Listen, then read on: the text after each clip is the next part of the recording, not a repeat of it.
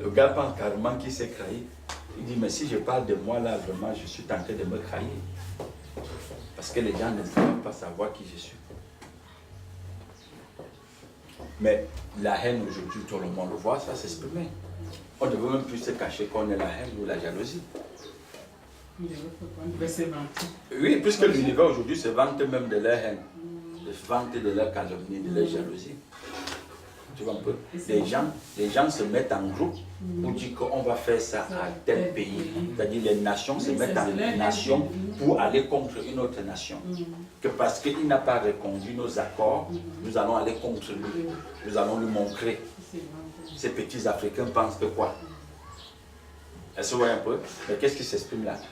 La rancune, la jalousie, les vices qui s'expriment. Et quand ils massacrent le petit pays, les populations même de ces pays disent nous sommes un État très fort. Ils se vantent d'être des États forts parce qu'ils ont abusé, massacré l'autre nation qu'on appelait une petite nation, un petit État.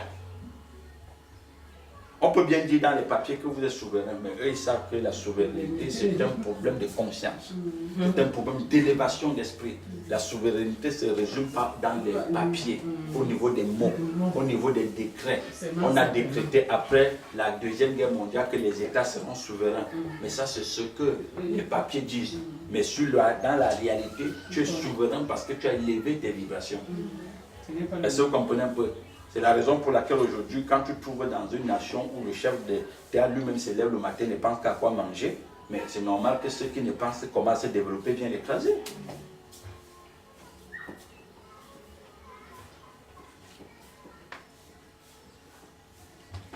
La force, c'est le développement de ça, de la conscience. Plus on se développe à l'intérieur, plus on se développe dans la source créatrice, plus on est libre. C'est ça, non? C'est pourquoi je dis souvent que la Bible a beaucoup de choses à l'intérieur. Même les affaires politiques, vous pouvez les trouver dans la Bible. La Bible est vraiment le code, comme je ne sais pas comment je vais appeler ça. C'est comme on dit dans les produits, les médicaments, on parle de la posologie, la notice. Voilà, le mode d'emploi. La Bible, c'est comme vraiment le mode d'emploi du fonctionnement de l'univers. Parce que quand tu vas dans la Bible, on te dit que le roi d'Assyrie envoie une lettre à l'autre roi qu'il faut dépouiller Naaman de la lèpre. Mais le roi là répond que, mais vous voyez, ce genre de lettre, c'est pour créer la guerre. Est-ce qu'un humain peut dépouiller l'autre de la lèpre? Est-ce que vous voyez un peu? Et on te dit, c'est sa petite domestique qui dit, mais pourquoi le maître pleure? Il dit à la femme du roi, pourquoi le patron pleure? Mais dans le pays où je viens, il y a une conscience là-bas, il y a une dimension là-bas, il y a une élévation là-bas. Tu vois un peu? Une petite chose comme ça, mais en une minute, il fait ça. Et quand le roi aussi a entendu parler, c'est-à-dire quand le roi qui a pleuré, quand il pleurait, et puis quelqu'un lui dit, mais roi, pourquoi tu pleures?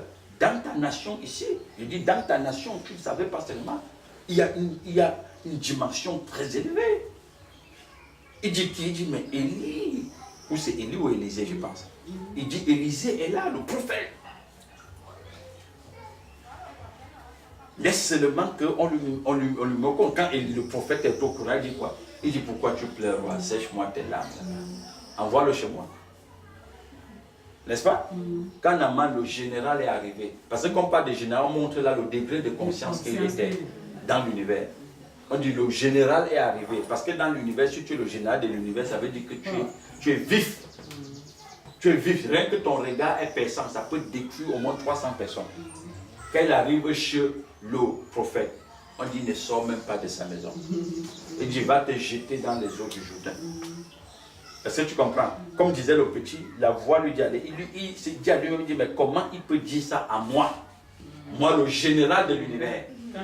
Est-ce que vous voyez comment les gens communiquent avec eux-mêmes? Il dit, moi, le général de l'univers, quand je passe, les gens se prosternent. On n'est même pas capable de me regarder du regard. Celui qui peut un jour me rencontrer sur mon chemin, je change son existence. Mais lui, je viens chez lui, il ne sort pas. Il me dit, va te jeter dans le Jourdain. Est-ce que le Jourdain vaut mieux que les eaux de Naaman, de Tata, de Bama, qui est en Syrie? Est-ce que tu vois comment, c'est-à-dire cette activité intérieure se passe à l'intérieur de lui? Et l'autre à côté dit, mais attends, tiens, mais il ne t'a pas demandé quelque chose de grand. Que mon général, il ne t'a pas demandé quelque chose de grand. Allons un peu l'essayer. On dit, le gars passe se jeter dans l'eau, il revient comme un enfant nouveau-né. C'est où les gars eux-mêmes découvrent qu'il était gênant, mais il était lépreux. La lèpre l'avait envahi jusqu'à l'anus. Est-ce que le gars portait les gants chaque jour? Mais bien sûr. Donc c'est ce que je suis en train de dire. Vous pouvez voir quelqu'un vous dit qu'il est général, il est ministre, il est premier, mais il est même le sujet de la reine d'Angleterre. Mais c'est un lépreux. C'est un enfant dans un corps d'adulte. Il est sans compréhension. Vous voyez que quand il est revenu à son bon sens, comme on le dit, le seul bon sens, lui-même a compris que ce type-là, c'est une dimension. Vous voyez les rapports de force? Et comme on disait tout à l'heure, ce que tu as comme compréhension attire l'univers. Mais il a même voulu disposer tout ce qu'il avait comme composant de l'univers au prophète. Le prophète a dit, je n'en ai pas besoin. Parce que ce que je suis vient du très haut. Ce que je suis, c'est la richesse. On n'ajoute pas la richesse à la richesse. La richesse est déjà riche. Mais quand on voit les riches cosmiques, c'est eux qui veulent davantage encore écraser ceux qui n'en ont pas pour prendre. Est-ce que vous comprenez un peu? C'est eux qui veulent écraser. Donc tu comprends bien qu'il n'est pas riche.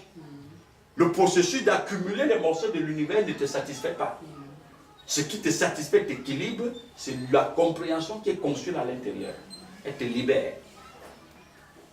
Donc vous voyez, donc on ne peut pas avoir la compréhension créative qui vient d'en haut, et puis on se qualifie que je suis compréhension créative parce que je suis un mendiant. Non. La compréhension créatrice n'est pas un mendiant.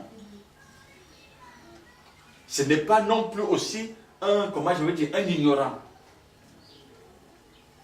C'est quelqu'un qui comprend le fonctionnement de l'univers dans lequel il est tiré. Il comprend qui il est. L'univers n'est que des rapports de force.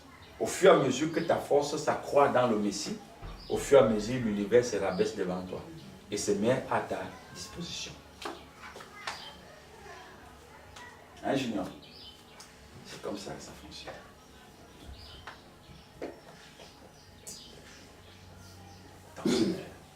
C'est ça.